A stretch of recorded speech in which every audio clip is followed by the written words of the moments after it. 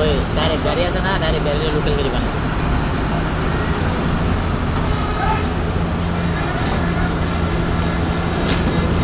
Finally যাবে।